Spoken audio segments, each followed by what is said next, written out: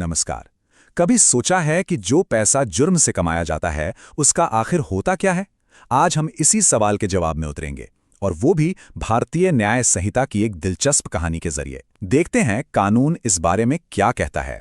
देखिए, ये सवाल ना कानून के एक बहुत ही बुनियादी सिद्धांत से जुड़ा हुआ है। क्या किसी को अपने गलत काम का फल कह सकते हैं रखने का हक है? चलिए, इसका जवाब एक अदालती मामले से मिलती जुलती कहानी में ढूंढते हैं। तो चलिए सीधे चलते हैं झारखंड की एक जिला अदालत में। सोचिए, कोर्टरूम में काफी गहमा गहमी है और वहीं पर एक शख्स मौजूद हैं, डब्ल्यू दास। इनका एक ही मकसद है, कानून की मुश्किल बातों को हम सब जैसे आम लोगों तक पहुंचाना। अच्छा, तो हुआ ये है कि अभी अभी एक केस का फैसला आया है। डकैती का मामला था और 3 लोगों को जेल की सजा भी सुना दी गई है। लेकिन बात यहीं खत्म नहीं हुई। एक बहुत बड़ा सवाल अब भी सबके मन में है। उन पैसों का क्या होगा जो लूटे गए थे? अब इस सवाल का जवाब जानने के लिए हमें थोड़ा पीछे जाना होगा। समझना पड़ेगा कि आखिर वो कौन सा जुर्म था जिसने इस पूरे मुकदमे को जन्म दिया। तो चलिए कहानी की शुरुआत से शुरू करते हैं। तो इस कहानी में मेन 2 लोग हैं। एक है अरुण, जो अपने दोस्तों के साथ मिलकर ये जुर्म करता है, और दूसरा किरदार है महेंद्र, एक बिजनेसमैन, जो बेचारे इस जुर्म का शिकार हो जाते हैं। तो हुआ यूं कि अरुण और उसके 2 दोस्तों ने मिलकर एक पूरा प्लान बनाया। उन्होंने रात का इंतजार किया। जब महेंद्र अपनी दुकान बंद करके घर लौट रहे थे तो उन्हें रास्ते में रोक लिया और फिर डरा धमकाकर उनके सारे पैसे छीन लिए। लेकिन कहते हैं ना, कानून के हाथ लंबे होते हैं। जैसे ही महेंद्र ने पुलिस में शिकायत लिखवाई, बस कानून का चक्कर शुरू हो गया। अब देखते हैं कि आगे हुआ क्या, कैसे कानून ने अपना काम किया। तो देखिए, प्रोसेस बिल्कुल सीधा साधा था।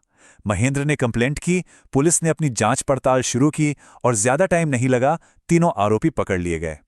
फिर केस कोर्ट में गया और वहां गवाहों और सबूतों ने यह साफ कर दिया कि गुनाहगार यही लोग थे। और फिर आया अदालत का फैसला। इस जुर्म के लिए तीनों को जेल की सजा सुनाई गई। सजा तो हो गई, लेकिन जैसा मैंने पहले कहा था, कहानी का असली ट्विस्ट तो अभी बाकी है। अब यहीं पर डब्ल्यू दास की एंट्री होती है। वो आगे आते हैं और कोर्ट में मौजूद लोगों को कानून की वो बात समझाते हैं जो इस केस के लिए सबसे ज्यादा जरूरी है।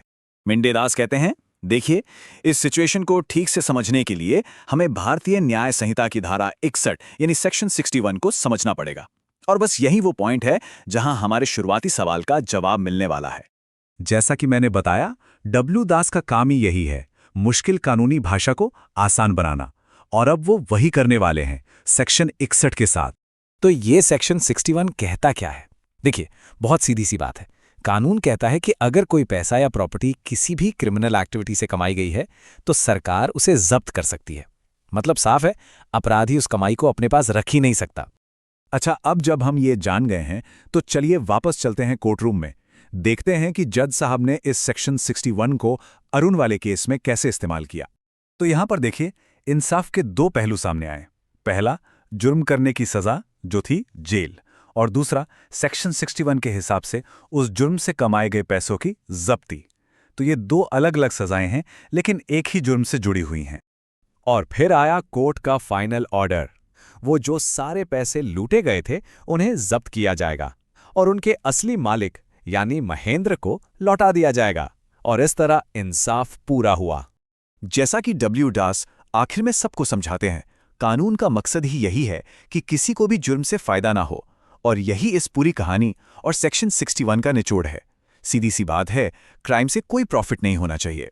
तो आज हमने सेक्शन 61 के जरिए ये तो समझ लिया कि कानून ये पक्का करता है कि जुर्म से कोई कमाई ना हो।